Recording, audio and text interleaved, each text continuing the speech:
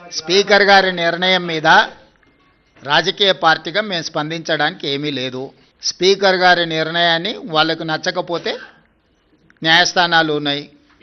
పదే పదే హరీష్ రావు గారు శాసనసభలోనే మేము 37 మంది శాసనసభ్యులు ఉన్నాం, మాకింత సమయం ఇవ్వాలని మాట్లాడింది మీరు కళ్ళతో చూసిరు, మీరు చెవులతో విన్నారు. ప్రతిసారి శాసనసభ ముగింపు సమావేశాలలో స్పీకర్ గారు ఒక బులెటిన్ ఇష్యూ చేస్తారు.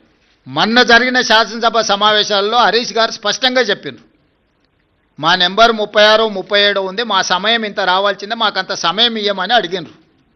టీవీలో పేపర్లో మేము చూసిన ప్రతి నెల 5,000 రూపాయలు ఎమ్మెల్యేల నుంచి వాళ్ళ టీఆర్ఎస్ ఎల్పీ నిర్వహణ కోసము డబ్బులు కూడా తీసుకున్నారని. లావాదేవీలు బాగానే ఉన్నాయి, వ్యవహారం బాగానే ఉంది, వాళ్ళ పేరు మీద మైకు కావాలి, వాళ్ళ పేరు మీద మాటలు కావాలి, వాళ్ళ జీతాలలో వాటాలు కావాలి. మీ వాళ్ళనే మీ వాళ్ళు కాదు అని అనుకునే పరిస్థితి ఎందుకు దాపురించింది?